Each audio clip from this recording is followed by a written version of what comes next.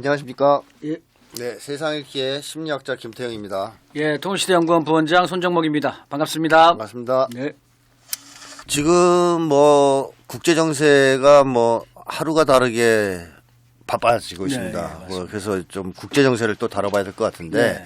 특히 그 중에서도 역시 가장 큰 화제는 트럼프. 네. 가 앞으로 무슨 짓을 할 것이냐. 그렇죠. 이거 아니겠습니까? 네, 맞습니다. 그래서 그거를 부원장님께서는 트럼프 2.0 뭐 이렇게 부르시는 것 같아요. 예, 이기죠. 트럼프 2기. 이기. 예, 그러니까 예. 예전에 한번 했었으니까. 그렇죠. 예.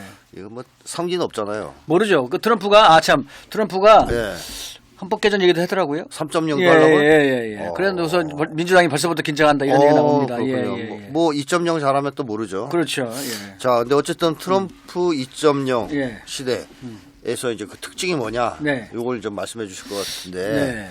트럼프가 가장 주력하는 것 중에 하나가 뭘까요? 일단 국내 쪽으로 보면 그러니까 미국에. 트럼프의 입장에서 트럼프를 가장 괴롭혔던 세력들. 네. 한마디로 이거 정치 문제이기도 하고 미국이라는 사회 자체의 기본 성격을 규정하는 문제이기도 한데 네.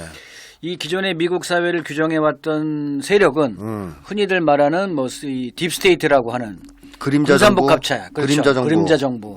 이게 사실 뭐 트럼프가 공식화시킨 표현인데요. 과거에는 뭐 음모론의 영역이었죠. 이 얘기하면 음모론자라 그랬어요. 그렇습니다. 맞아요. 옛날부터 딥스테이트 그러면 음모론이라고 했죠. 근데 지금 이거를 갖다가 트럼프가 공식화시켜가지고 아예 대놓고 모든 얘기하는. 주류 언론에서 거의 뭐 공개적으로 쓰는 이런 용어가 됐습니다. 이 딥스테이트 세력들이 사실 그간에 미국의 패권을 유지해왔던 중추 세력인데 이들이 또한 트럼프를 반대하는 세력이기도 하고 그래서 이들을 이번에 해체시키겠다, 없애겠다라는 것이 가장 큰 과제죠. 예. 딥스테이트를 트럼프가 해체시키겠다. 그렇죠. 자, 그러면 딥스테이트가 미국의 주류 세력이란 말입니다. 예. 예를 들면 군산복합체, 그렇죠. 금융자본가들 그렇죠. 등등. 예. 근데 이런 세력이 미국을 아주 굳건하게 오랫동안 지배해 왔잖아요. 네, 맞습니다. 근데 트럼프라는 하루 이틀 된 인물이 것도 아니지. 예. 혼자서 이거 싸울 수도 없는 거 아닙니까? 그렇죠. 그래서 일기 때는 그렇게 준비가 안 돼가지고 거의 네. 혼자 하다시피 해서 결국은 패배하고 실패했는데 그간에 이제 절치부심 힘을 모아서 네. 그래서 이번에는 상당한 정도의 자본 세력과 또 상당한 정도의 그 외의 여러 정치 세력들을 결집을 시켜서 상당히 트럼프 일종의 사단을 지금 구축했다 이런 평가를 받고 있죠. 그 사이에 예. 1기에서 2기로 넘어오면서 예. 상당한 4년간. 정도의 자기 기반을 닦았다. 그렇죠. 그리고 트럼프도 일정한 자본가들의 지지를 받고 있다고 그렇죠. 알려져 그래서 있죠. 그렇습니다. 그래서 지난번 선거 때도 억만장자 그룹 한 11명 가운데서 6명이 해리스를 지지하고 5명이 트럼프를 지지하는 뭐 이런 모습을 보였죠. 그래서 결국 뭐 우리 입장에서 본다면 똑같은 놈들이다 이렇게 볼 수도 있는 건데 어쨌든 두 세력 간의 치열한 내부 대결을 하고 있는 뭐 미국이 패권이 몰락하면서 나타나는 일반적 현상이기도 한데요. 어느 나라나 그러니까 이 몰락하면서 몰락했다는 책임 그다음에 앞으로 어떻게 해나갈 것이냐 이런 걸 놓고 나서 그걸 놓고 벌이는 아주 치열한 내부 다툼 이런 과정이다 이렇게 봐야 되겠죠. 그러니까 미국도 내부 문제도 심각하고 네. 미국 사회가 막 엉망진창 아닙니까? 그렇습니다. 그래서 그 문제를 두고도 주류 세력 이제 쉽게 하면 지배 세력이 분열하고 있고 그렇죠. 또 패권이 추락하는데 네. 이 문제를 어떻게 볼 것이냐, 네. 계속 패권 유지를 하려고 할 것이냐, 아니면 적당히 이제 패권을 적당하게 내려놓고, 포기하고 국내 문제- 지역의 강국으로 그렇죠 할 것이냐. 예. 이렇게 이제 자본이 분열됐다고 볼 수 그렇죠. 있는데 맞습니다. 트럼프를 지지하는 자본들은 어떤 자본들입니까? 그 바로 일종의 그 제조업 기반이죠. 주로 어쨌든 굴뚝자본. 주로 그렇죠. 굴뚝자본. 그러니까 뭐 일론 머스크가 대표적인데 어쨌든 자동차 산업이라고 하는 이 굴뚝 산업이죠. 네. 그러한 제조업과 생산력에 기반한 실제 물건을 만들어내는 실물 자본들이 상당히 부분 지지를 하고 있고 여기를 지지하는 금융 세력들이 같이 뒷받침해주는 네. 이런 양상인 것 같습니다. 그래서 어쨌든 그런 과정에서 이들이 또 하나 내세운 목표가 이 반중 그리고 보호주의 이런 걸 기초로 한 국내 제조업 능력 또 군사력의 복원 경제력의 복원 이런 것이 이제 또 하나의 트럼프의 목표다 이렇게 볼 수 있겠죠. 자, 그럼 트럼프가 나름대로 이제 준비를 많이 해서 기반을 닦아서 딥스테이트와 싸움을 하겠다라고 이제 선포를 한 거죠. 그렇죠. 선포를 한 셈입니다. 예. 자, 실제로 이번에 그 내각 인사한 걸도 보면. 네. 그럼 구체적으로 어떤 식으로 이 딥스테이트와 싸움을 할 것 같습니까? 그러니까 대내적인 게 하나가 있고 대외적인 게 있는데요. 대내적인 거로는 소위 흔히 맨해튼 프로젝트라고 합니다. 맨해튼 프로젝트. 이거 뭔가 이 일종의 맨해튼 프로젝트라는 게 뭐 여러분도 아시겠지만 과거에 그 원자폭탄 만들던 핵폭탄. 핵폭탄을 만들던 비밀 프로젝트의 이름이 맨해튼 프로젝트죠. 예. 그래서 핵폭탄을 만들므로 인해서 전쟁의 판도를 바꿨다. 2차 대전을 종결했다. 뭐 이런 유의 그런 입장들을 갖다가 내세우고 있기 때문에 사실 맨해튼 프로젝트라는 것은 한마디로 큰 차원에서의 판도를 바꾼 그러한 대형 프로젝트다 이렇게 봐야 되겠고 따라서 미국 내에서 그렇죠. 딥스테이트한테 핵을 떨어뜨리겠다. 딥스테이트를 핵폭파하는 것처럼 해체시키겠다. 날려버리겠다. 날려버리겠다. 이제 거창한 의도로. 그렇죠. 그래서 뭐 공식적으로 디스멘틀이라는 표현을 많이 쓰죠. 트럼프가 해체시키겠다. 이런 입장들을 갖고 만든 프로젝트가 이제 맨해튼 프로젝트고요.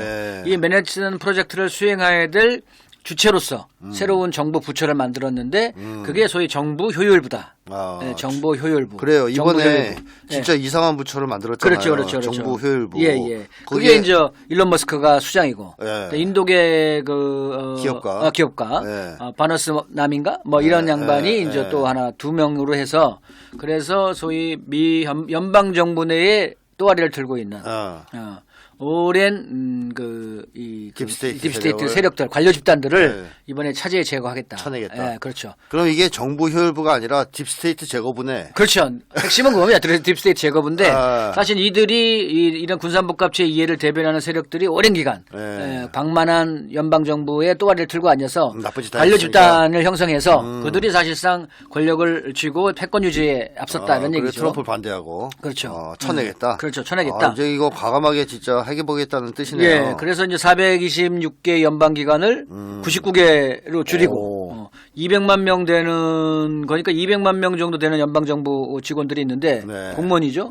이들을 70%를 줄이는 거니까 거의 한 130~140만을 날리겠다는 거잖아요. 이건 난리가 났습니다. 지금 사실상. 미국이. 과연 근데 그렇게 될런지는 모르겠습니다만 그런 과정에서 이제 그 연방 정부를 해체하는 조건 하에서 정부를 효율적으로 꾸밀 수 있는 그러한 체계를 만들겠다는 거죠. 그래서 예산도 워낙 부채가 심하니까 2조 달러를 줄이겠다 이렇게 좀 나오고 있는 거고. 예.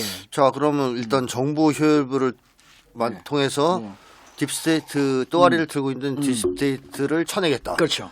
그러고 나서 또 미국의 딥스테이트를 약화시키기 위한 그러니까 내부에서는 그러한 연방 정부 내의 세력 관계들 속에서 연방 정부에 있는 딥스테이트 세력을 쳐내게 되면 그러면 그에 따르는 온갖 가지 바깥에 있던 언론, 학술, 또 뭐 엔터테인먼트, 문화 뭐 이런 쪽에 있는 그런 권력 집단 그런 어떤 또아리를 들고 있는 이 세력들이 꺾인다는 거죠. 그래서 이번에 봐도 사실 CNN이나 MSNBC 이런 데는 매각 얘기가 나올 정도로 지금 엄청나게 시청률이 최하로 떨어졌고요.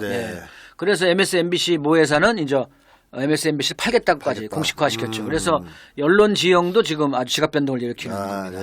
사실 이게 우리나라도 사실 해야 되는 거죠. 이게 우리나라 판사, 검사 이게 얼마나 문제가 많습니까? 적폐라고 그러죠. 우리 한국 적폐. 우리는 적폐라고 하잖아요. 적폐 이게 이제 관료 집단들이 워낙 오랜 기간 특히 한국은 또 관료 집단들을 자를 수도 없어. 물갈이를 못해. 이런 식의 법으로 막 철밥통을 보장해 주니까 얘네들이 지금 오히려 기득권 이해관계자 세력들하고 손잡고 뭔가 못된 짓을 하잖아요. 민중은 개돼지라고 하고 있고.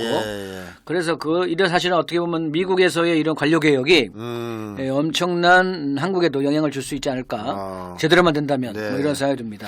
그리고 또 제가 듣기로는 말이죠.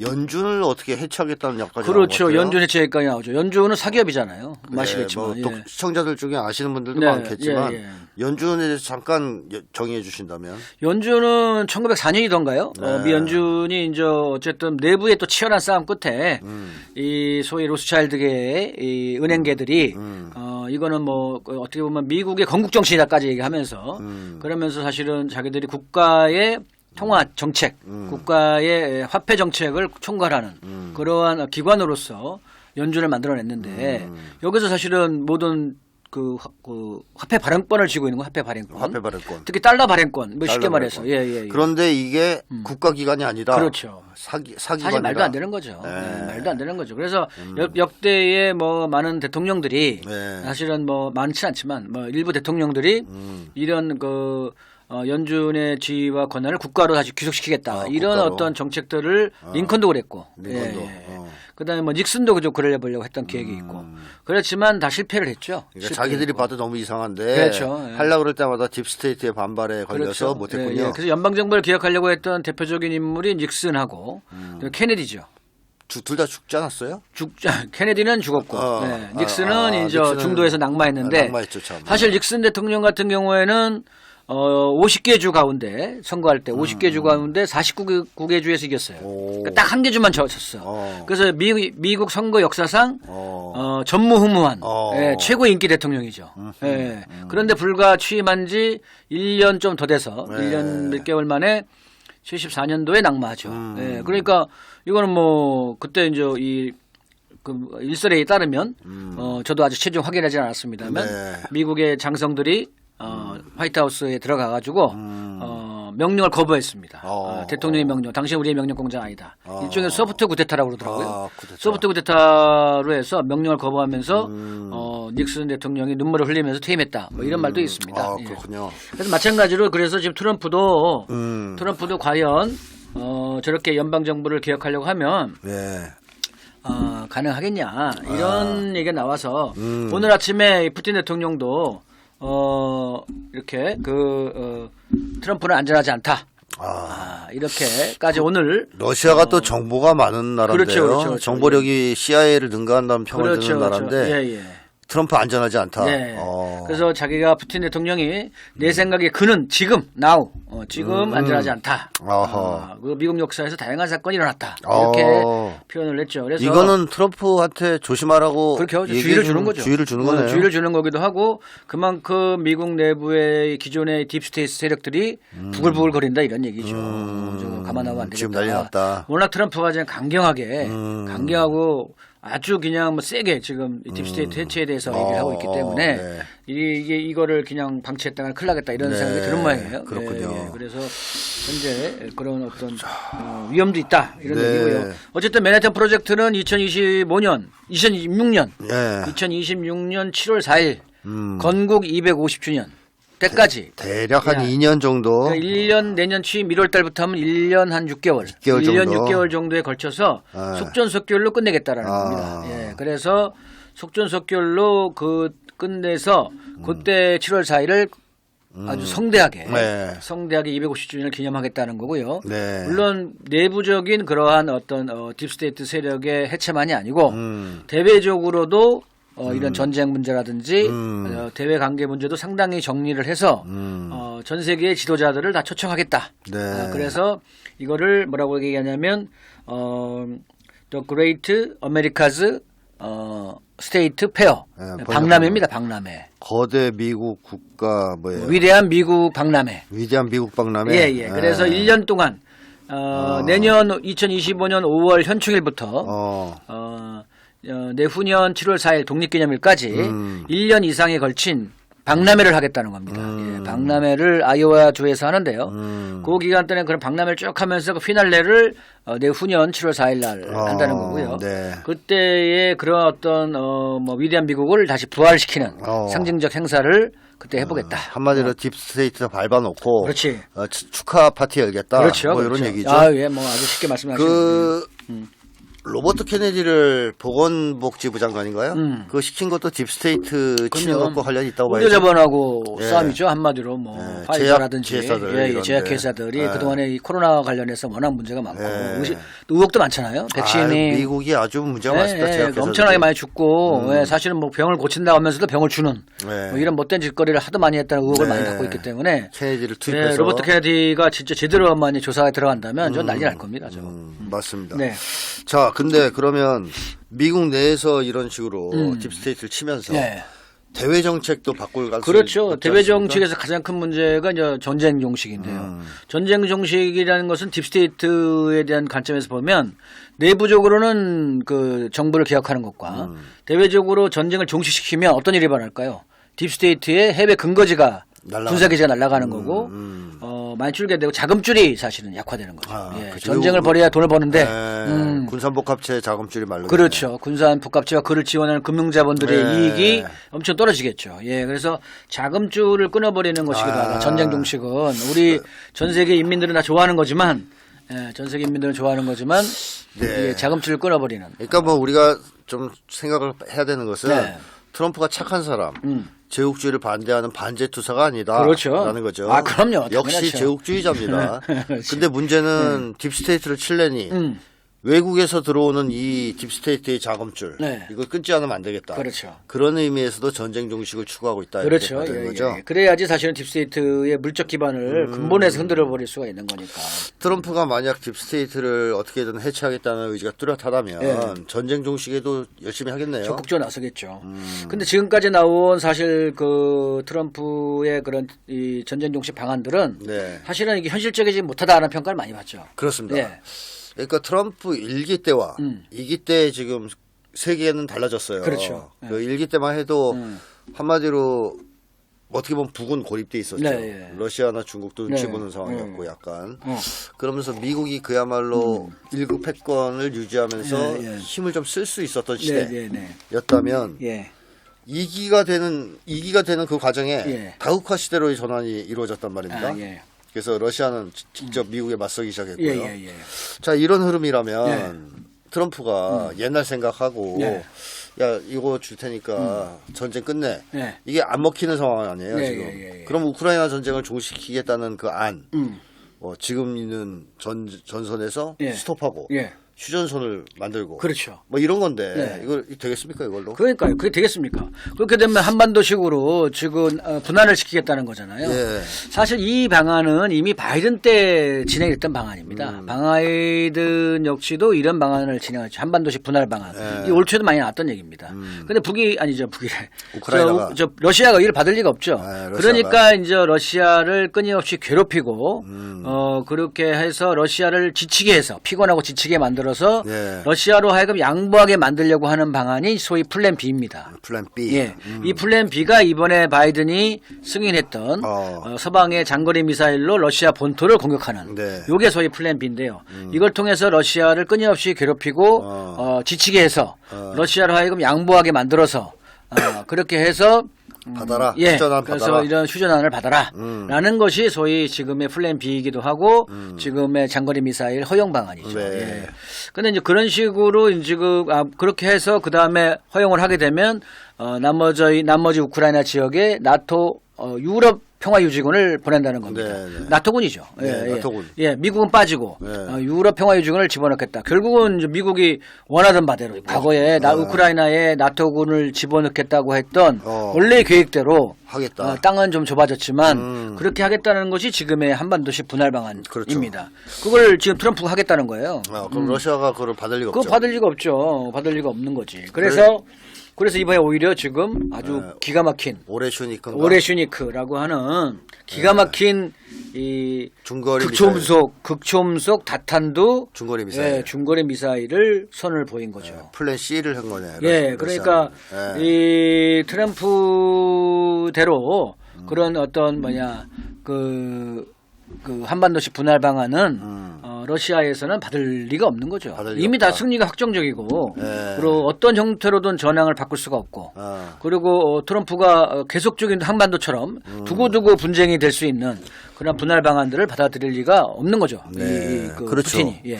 자, 플랜 B가 안 통한다는 것을 네. 보여준 게 바로 그 오레슈니크 그렇죠. 미사일인데요. 네. 뭐 한국말로 번역하면 뭐더라요? 개암나무. 네, 개암나무 뭐 이런 거는. 개암나무 열매가 네, 네. 뭐 3개에서 7개가 열린다 그럽니다. 예. 그래가지고 6개의 다탄두가 들어가는 네. 극초음속 중거리 미사일인데 네. 이 미사일을 이번에 맞았잖아요. 네. 그리고 속수무책으로 네. 당했습니다. 네. 이거 막을 길이 없다는 것도 그렇죠. 확인했고. 확인됐죠. 자, 그러면 플랜 B를 접을까요, 미국이? 그러니까 지금 애들이 그것 때문에 맨날 모여 앉아 숙덕봉론을 지금 벌이고 있는 거죠. 자기들끼리. 예, 이 오레시니크라는 건 저도 사실 처음 봤는데 그 사진 터지는 거 혹시 보셨나요? 근데 이거 뭐 폭발 소리도 안 나와. 떨어지는 건 봤습니다. 이게 그 비식이 하늘로 쫙 올라갑니다. 네, 그래서 이게 극초음속이니까. 그 마하 종말 단계에서 마하 14로 떨어진다는 겁니다. 엄청난 운동 속도 떨어져서 네. 지하 4층, 5층, 6층까지 막 쭉 내려가서 지하에 있는 기지들을 다 파괴한다. 그죠. 그게 지금 어떻게 되냐면 6개의 다탄두에다가 또 6개의 자탄이 있답니다. 그러니까 토탈 36개의 36개의 탄두가 터지는 것입니다. 예. 그래서 전술핵을 탑재할 수도 있고. 전술 탑재할 수도 있고. 그걸 또 이 뭡니까 ICBM 로켓에 실으면 이게 ICBM 대륙과 탄도로도 나간다는 그렇죠, 겁니다. 그렇죠. 예, 그렇게 날아가는 건데요. 이게 지금 사실은 뭐 어떻게 이게 극초음속이기 때문에 막을 수 있는 방어 수단이 하나도 없다는 거죠. 네. 예, 그래서 이걸 깜짝 놀랄 만한 일인데요. 이게 지금 한 발만 그 주요 대형 기지에 떨어져도 그 기지 전체가 다 그냥 다 박살난다. 이번에 맞은 군사기지가 거의 우레뉴스? 예, 하여튼 거기가 예. 다 먼지처럼 변했다는 그렇죠, 얘기가 그렇죠, 나오고 그렇죠. 있어요. 예. 거기가 지금 원래 소비에트 시절에 핵벙커가 있는 그러한 군사기지인데 그 군사기지를 이번에 거의 한 발로 그냥 다 초토화시켰다는 거 맞습니다. 아니겠습니까? 그래서 사진조차도 지금 제대로 안 올라오는데요. 그 6개 탄두 우주마시. 중에서 예. 6개 탄두 중에서 2개만 폭탄이 들어 있었고 그렇죠. 예. 나머지는 가짜 모형 탄두. 그렇죠. 맞습니다. 2개만 갖고. 예, 그걸로 거기를 작살냈다는 그렇죠. 건데요. 그렇죠. 맞습니다. 그러니까 이번에는 푸틴이 그야말로 이제 한번 예.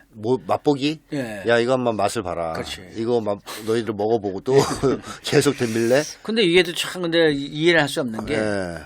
그렇게 크게 아주 결정적인 타격을 받았음에도 불구하고 네. 물러서지 않는다? 네. 어. 예, 물러서지 않은 거예요. 그건 그래서 왜냐하면 미국이 안 맞았잖아요. 그러니까 그럴 수 있는데 네. 영국하고 프랑스가 네. 자체 만들어냈던 그 스톰 섀도우하고 스카프를 지금 주겠다. 또 심지어 프랑스 애들은 병사들도 파견할 수 있다. 이런 얘기까지 공개적으로 했어요. 그리고 26일 날 나토 지들끼리 모여가지고 회의를 했는데 네. 나온 결론이 그런 식의 나온 얘기가 나온 거예요. 독일은 살짝 몸을 사리고 있고 나머지는 예. 네. 그리고 이제 발트 3국 애들은 여전히 지금 까불고 있고. 그러니까 얘들이 지금 그렇게 뚫게 맞고도 이게 지금 뭐가 뭔지를 아직 잘 모른다는 느낌이 들 정도로 그냥 무대뽀식이야. 예. 그래서 근데 지금 이번에 그 우크라이나에서 그 박살냈던 네. 이런 그 오레시니크가 그래서 타격했던 그 지하 기지에 예. 원래 영국제 스톰 섀도우가 상당히 있었다는 겁니다. 네. 그래서 이미 그 또 에이트캡스도 있고 그걸 지금 박살냈다는 거예요. 그래서 지금 쏘고 싶어도 많이 쏠 수가 없다라는 겁니다. 재고가 없다라는 미사일이 거예요. 별로 없어서. 그래서 나오는 얘기가 제즈미라고 하는 네. 에이트캡스보다 훨씬 사거리가 긴 1900km 이상 날아간다고 하는데요. 사거리가 긴 미사일을 갖다 주겠다. 미국제. 그런데 그거는 F-16 같은 비행기로 전투기 날아가서 쏘는 겁니다. 그래서 토마호크는 잠수함에서 그렇죠. 나가는 순항이죠. 거죠. 예, 그러니까 미국 이제 러시아 근해까지 들어가야 돼요. 예, 그다음에 F-16도 하늘에 떠야 되는 거고. 그렇죠. 그러니까 과연 이게 제대로 할 수 있겠냐라는 문제가 나오는데 아무튼 제즈미든 토마호크든 새로운 미사일로 지금 러시아를 공격하겠다 이런 얘기가 나와서 플랜 B를 포기하지 않겠다. 그렇죠. 아직까지 그렇습니다. 덜 맞았다 우리. 그렇죠. 그거죠. 더 때려줘. 그래서 이제 그렇게 해서 만약에 실제로 프랑스나 영국을 타격하고 특히 영국같이 영국이 아주 못된 짓을 많이 해가지고 영국까지 날아가는데 19분 지금 걸리고요. 그다음에 뭐 여기 이제 중동 일대에 있는 모든 미군 기지, 알래스카, 괌에 있는 미군 기지 여기까지 날아간다는 거예요. 네. 그래서 괌에까지 러시아에서 4,500km인데 이게 지금 떠나요? 이게 지금 화면에 나가나요? 이 4,500km 되는 게 괌까지 날아가는데 한 22분밖에 안 걸리죠. 예, 이게 알래스카 공군기지는 12분. 예. 또 실제 몬태나주에 있는 미니트벤 사일로 미니트벤 그 경납고 여기까지는 23분이면 날아가요. 4,700km. 예. 그러니까 이게 사실 미국의 주요한 그 핵미사일 기지까지도 이게 날아간다는 겁니다. 날아가면 거기서 만약에 핵미사일 기지에다가 오레시니까 터지면 어떻게 될까요? 핵폭발이 나겠죠. 핵폭발이. 그렇죠. 핵폭탄이 터지는 거니까. 그러니까 이 엄청난 초대형 그 위협이죠. 장군을 쳤다 이렇게 표현도 하는데요. 네. 푸틴이 장군을 쳤다 이렇게 표현을 하는데 과연 이게 아직 서방에서는 과연 이 의미를 제대로 아는지 아무튼 아직까지는 아직 물러서는 표현들이 안 나온다. 예, 이런 거죠. 네. 그 심지어 그 피터 케니라고 유명한 그 독일계 유명한 지정학자는 사실은 지금 바이든이 3차 대전을 일으켜가지고 그래서 그 미국 내에 계엄을 선포해서 네. 그래서 트럼프의 취임을 막으려고 한다. 이런 주장까지 하시는 분도 있어요. 3차 대전 일으키면 뭐 막겠다는 건데 핵을. 그러니까 내가 이해를 할 수가 없어요. 네, 아무튼 뭐 그래서 그 정도로 미쳤는지는 더 그래서 두고 이게 봐야 아주 되겠지만. 미국 내에 계엄을 선포해서 네. 트럼프의 전직 대통령이 계엄을 선포하면 새로 선출된 대통령은 취임을 못하나? 그건 모르겠는데. 그렇다고 그 얘기하는 것 같습니다. 예. 그런 식의 어떤 위기를 위기를 고의로 조성하려고 하고 있다 이런 얘기도 나오고 있어요. 그래서 아직까지는 우리가 뭐라고 확인할 수가 뭐라고 단정짓기가 어렵다. 아주 상당히 위험한 시기다라는 건 분명한 것 같습니다. 이런 상황이기 때문에 그 트럼프가 당선되기 전에 어떻게 이 우크라이나전이 확전될지 모른다. 그렇죠. 이렇게 이제 현재로서는 봐야 되는 거고요. 그렇죠. 그럼 이런 분위기에서 한국군 참전설 혹은 내지는 뭐 무기 지원설 이런 게 나오고 있는 거 그렇죠. 아닙니까? 맞습니다. 예. 지금 우크라이나 특사단이 한국에 왔잖아요. 네, 와가지고 뭐 사겠다고까지 했는데 청궁 뭐 이런 거. 걔들 돈이 있어요? 그 말이 그렇지 땅 떼어주고 뭐 그냥 자원 떼어주고 뭐 이런 식으로 그냥 이제 말로 구두로 달래는 거죠. 그렇지 그냥 달라는 건데 이제 외상으로, 말인즉슨 외상으로 달라는 건데. 근데 이제 이거를 주는데 두 가지가 지금 강력하게 작용한 것 같아요. 지금 어제 보다 나온 걸 보니까 안 판다. 줄 수 없다. 라고 난색을 표명했다. 뭐 이렇게 지금 나오는 완전 분위기가 달라진 거죠. 이상해요. 그 전에 분위기하고. 그렇지. 불과 얼마 전까지만 해도 주겠다고 날 설레발했지. 그렇지. 북의 군대가 들어가 있으니 무조건 간다. 뭐 이따위로 하더니만 갑자기 태도가 바뀌었어요. 왜 그랬을까? 왜 그랬을까요? 네, 두 가지가 현재 나오는데요. 하나는 러시아가 러시아 외무차관이 공개적으로 엄청나게 강력한 표현을 쓰면서 최후 통첩 비슷한 거를 했죠. 그래서 이게 무기 지원하게 되면 한러 관계는 완벽하게 파괴될 것이다. 그리고 러시아는 모든 가능한 방법으로 대응할 것이다. 모든 가능한 방법하면 딱 군사적 방법을 쓰겠다는 얘기죠. 그러니까 러시아 미사일이 한국에 날아올 수 있는 거죠. 적대국이 되는 겁니다. 교전국이 되는 거고. 그렇죠. 요게 하나가 있고 또 하나는 트럼프 진영에서 강력하게 경고했다라는 거죠. 트럼프의 왈츠 새로 선임된 그 국가안보 보좌관이 보좌관 예정자가 공개적으로 뭐라 했죠. 뭐라 했죠. 한국군 자꾸 이거 기어들려고 그러는데 참전하려고 그러는데 트럼프 입장과 반대다. 그렇지. 라는 식의 뉘앙스의 말을 정확하게 공개적으로 그 정도 얘기했으면 뒤로는 강력한 뒤로 이제 전화한 거죠. 하지 마라. 전화해가지고 까불지 마라. 성렬이 막 쌍욕 있잖아요. 영어로 막 하면서 이 새끼 너 죽고 싶니? 등등등 별 얘기를 다 했을 수 있습니다.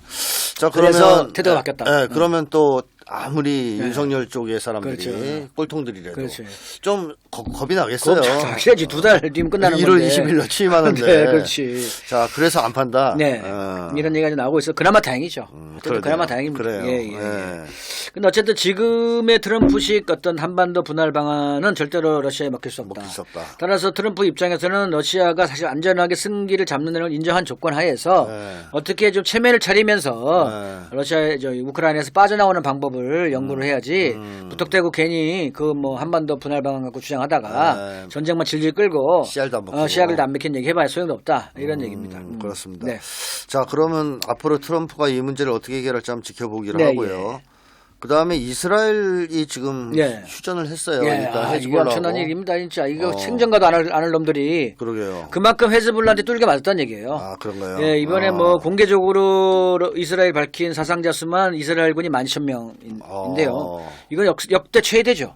과거 2006년도에 레바논하고 전쟁할 때도 100명 미만이었어요. 근데 이게 뭐 12,000명이면 몇 배입니까? 이게 1,000배 정도 늘어난 거죠. 이게 공개적인 거.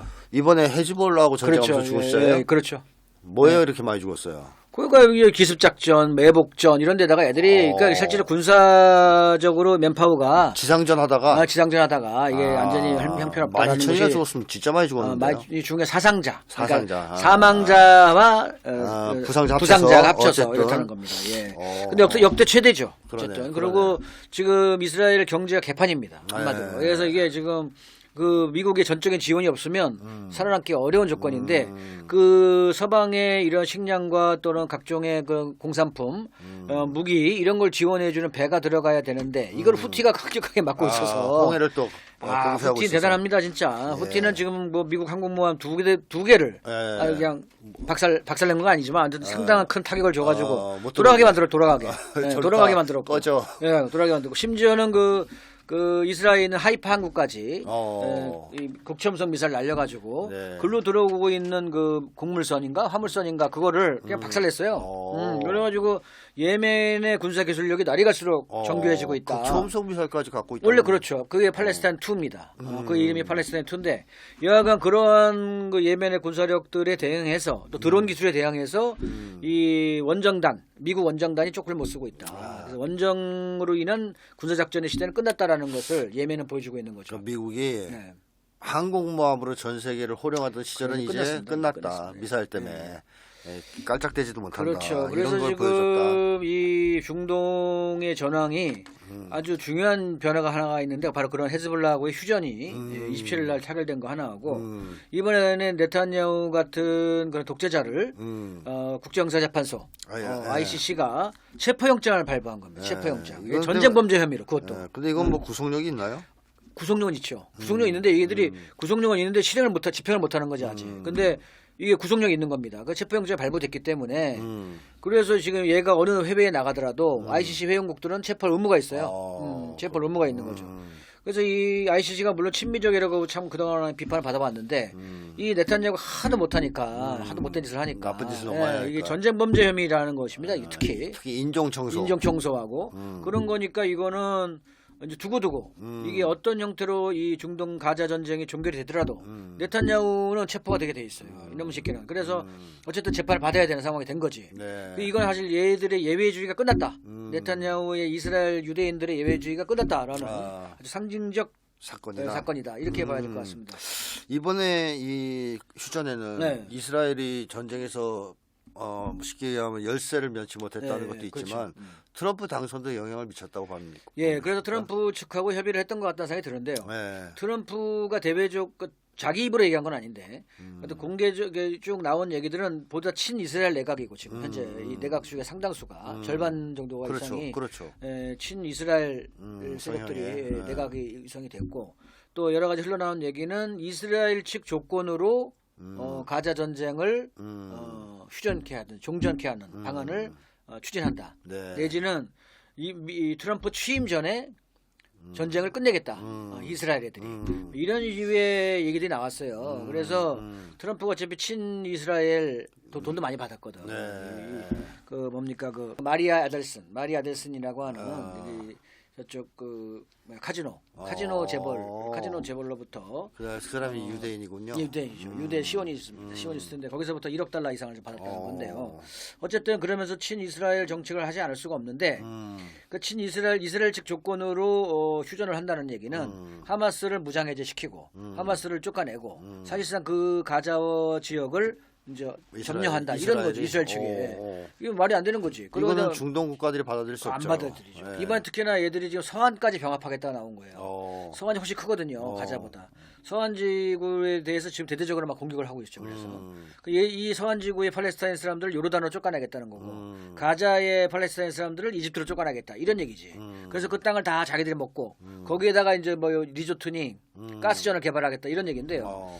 이 미쳤지. 그래서 이게 지금 얘기가 안 되는 거예요. 그래서 이것도 마찬가지 이런 식의 휴전 방안은 중동에서 받아들일 수가 없는 거고. 그래서 결국은 지금 이스라엘 헤즈볼라하고의 싸움에서 패배한 조건 하에서 가자하고 서한 지구에 대한 데 집중해서 거기를 병합하겠다는 건데 그러면 가만히 있겠냐고 다른 나라들이 또 저항의 축이. 그러니까 이거는 내가 볼 때는 그렇게 가면은 실패할 가능성이 높다. 그래서 지금 트럼프식 휴전 방안이 지금까지 드러낸 것만 갖고서는 현실적으로 현실화되기 쉽지 않다. 전쟁 종식을 열심히 떠들었으나 그렇지. 실현 가능성은 별로 없다. 현실적으로.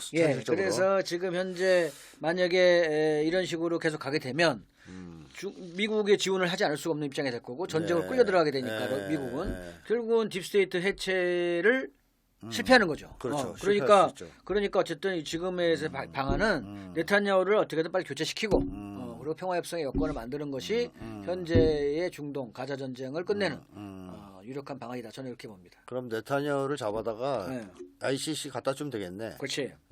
간단하네요. 김 선생님이 가셔서 한번 딱 잡아서. 아니 미국에 특전사 많잖아요. 그 암살 전문 부대, 옛날 빈라덴 잡았던 부대 이런 데 보내서 네타냐후 잡아다가 거기다 넘겨주면 되겠네요. 자 오늘 방송 마치겠습니다. 저는 물러나가겠습니다. 감사합니다.